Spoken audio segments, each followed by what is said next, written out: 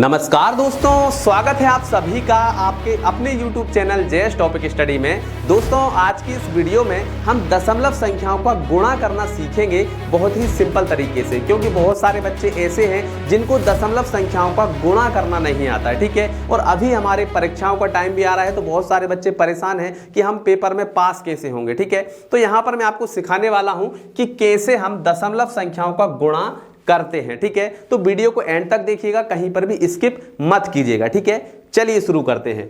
तो यहां पर मैंने दो सवाल लिए हुए हैं, इन दोनों सवालों को आप समझ लेते हैं तो आगे से आप कभी भी दशमलव संख्याओं के गुणा में गलतियां नहीं करेंगे। ठीक है, पहला सवाल देखते हैं। तो यहां पर देखिए 43.2, इसमें हमें गुणा करना है 3.6 से। ठीक है, तो जब भी हम दशमलव का गुणा करते हैं तो हमें क्या करना होता है, देखिएगा ध्यान से।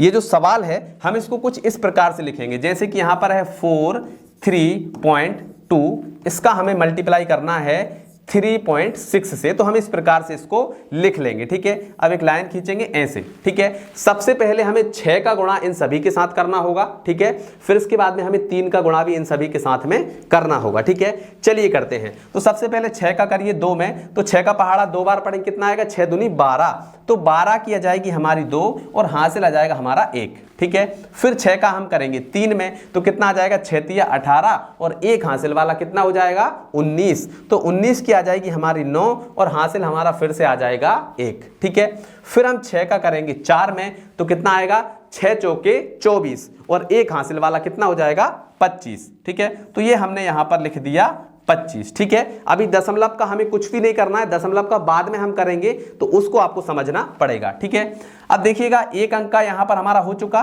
तो यहां पर हम एक अंक के नीचे क्या करेंगे, इस प्रकार से क्रॉस लगा देंगे। ठीक है, अब यहां पर 3 का भी हमें इन सभी के साथ में करना है, तो 3 का 2 में करिए, कितना हो जाएगा, 3 दूनी 6, तो यहां पर हम लिखेंगे 6। फिर 3 का 3 में करेंगे, तो 3 तिरका हो जाएगा हमारा 9, तो हमने लिखा 9। फिर 3 का 4 में करेंगे, 3 चौके हो जाएगा हमारा 12, तो ये हमने लिखा 12। ठीक है, यहां पर हासिल नहीं जाएगा क्योंकि आगे कोई संख्या है नहीं, तो हासिल हम नहीं देंगे। ठीक है, अब क्या करना है, इनको हमें जोड़ लेना है। ठीक है, इनको जोड़िए, तो ये हो गया हमारा 2। ठीक है, 6 और 9 हो जाएंगे हमारे 15, तो 15 की 5 हासिल आ जाएगा हमारा 1। इसके बाद में 9 और 5 14 और 1 हासिल वाला कितना हो जाएगा, 15, तो 15 की 5 हासिल फिर से 1 आ जाएगा। ठीक है, फिर 2 और 2 4 और 1 हो जाएगा हमारा 5, तो ये आ गया हमारा 5 और ये हमारा 1 है, तो ये आ जाएगा हमारा 1 और ये जो है हमारा आंसर हो जाएगा। लेकिन इसमें अभी दशमलव लगाना बाकी है, तो दशमलव कैसे लगाएंगे, तो आपको अंकों को गिनना है। यहां पर देखिए दशमलव कितने अंक के बाद है, 1 अंक के बाद, यानी 1। यहां पर भी कितने अंक के बाद है, 1 अंक के बाद यानी 1। इन दोनों को जोड़िए, 1 और 1 कितने हो जाएंगे हमारे, 2। ठीक है, तो यहां पर हम 2 अंकों के बाद दशमलव लगाएंगे, तो यहां पर गिन लीजिए 1 2, तो यहां पर हो गया 2 अंक, तो यहां पर लग जाएगी दशमलव,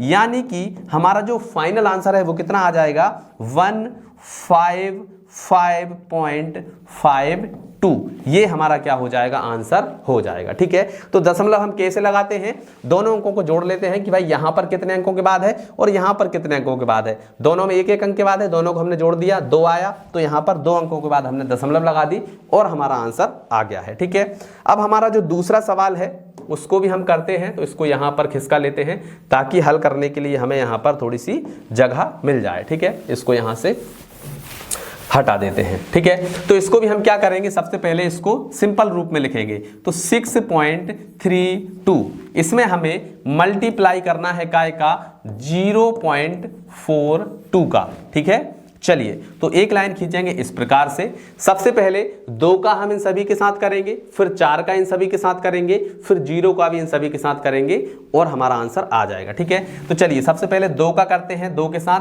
तो 2 दूनी हो जाएगा हमारा 4। ठीक है, फिर 2 का 3 के साथ होगा, तो 2 तिया हो जाएगा हमारा 6। फिर 2 का हमारा 6 के साथ होगा, तो 2 छिंग हो जाएगा हमारा 12। ठीक है, अब 1 अंक का काम खत्म हो चुका है, तो यहां पर एक क्रॉस लगाएंगे। फिर 4 से करेंगे, 4 दूनी हो जाएगा हमारा 8, फिर 4 दिया हो जाएगा हमारा 12, तो 12 की आ जाएगी 2 हासिल आ जाएगा हमारा 1। ठीक है, फिर 4 का 6 में करेंगे, तो 4 छिंग हो जाएगा 24 और 1 हासिल वाला कितना हो जाएगा, 25, तो ये हो गया हमारा 25। ठीक है।